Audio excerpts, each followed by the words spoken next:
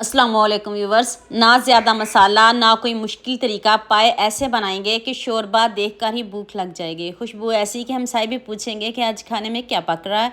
यकीन करें खाने वाले उंगलियां ही चाटते रह जाएंगे। स्टेप बाय स्टेप एक एक चीज़ बताऊंगी, तो चलें शुरू करते हैं। हाफ कप मैंने ऑयल लिया है, उसमें आपने 2 रफली प्याज डाल देना है, साथ में लहसुन। इसकी बुनाई करनी है, कलर चेंज नहीं करना, कच्चापन दूर करिएगा। हल्का से प्याज सॉफ्ट हो तो फिर हम इसको निकाल लेंगे, कलर इसका चेंज नहीं करेंगे। अभी मैं आपको दिखाती हूँ किस तरह का अपने प्याज को पीसना है। ये देख लें, लुक चेक कर लें, प्याज का कलर ज़रा भी ख़राब नहीं हुआ।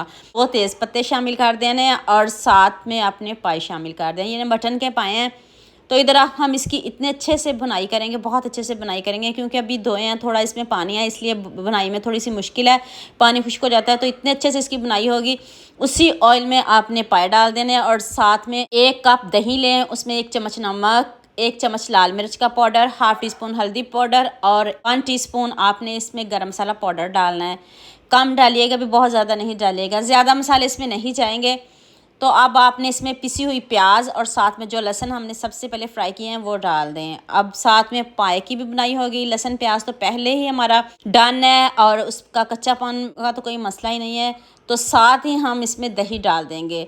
अगर आप इस तरह दही मसाले में नहीं डालना चाहते तो आप प्याज में नमक मिर्च डाल सकते हो और बाद में आप दही डाल सकते हो, लेकिन ऐसे बनाइएगा आपको मज़ा आ जाएगा। अभी आपको इसकी लुक ऐसे ही लगेगी, जब ये पक जाएंगे तब इसकी लुक देखिएगा कितने ज़बरदस्त बने हैं। साथ में 2 से 3 छोटी इलायची डाल दें, इससे बड़ी मज़े की खुशबू आती है। अब इतनी बुनाई करनी है कि जब तक ऑयल ऊपर ना आ जाए।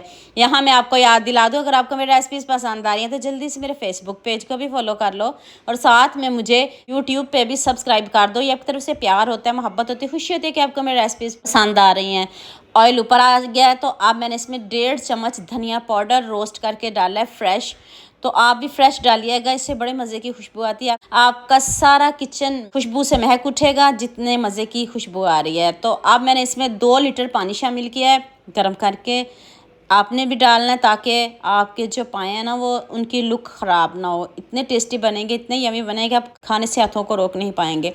मैंने इसे 30 मिनट वेट लगाया। आप अपने इलाकों और शहरों के हिसाब से लगाइएगा। पाए अगर छोटा जानवर है, मोटा है, उसी हिसाब से आप वेट लगाइएगा। मैंने इनको आधा घंटा वेट लगाया और देख लें कितने अच्छे से हमारे पाए गल गए हैं। इधर मैंने थोड़ी सी काली मिर्च स्प्रिंकल किया और साथ में थोड़ा सा गरम मसाला खुशबू के लिए।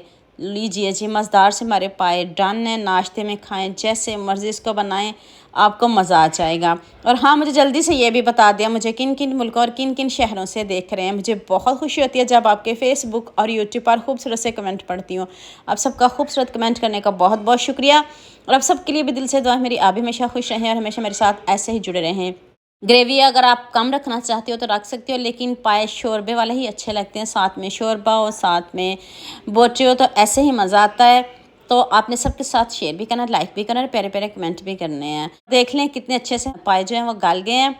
गरम बहुत है इसलिए मैंने चम्मच से आपको इसकी लुक दिखाई है। तो जल्दी से मेरे चैनल को सब्सक्राइब कर दो, साथ में बेल आइकन का बटन प्रेस कर लो ताकि कोई भी न्यू वीडियो आपसे मिस ना हो। दुआ में याद रखिएगा। अल्लाह हाफिज़।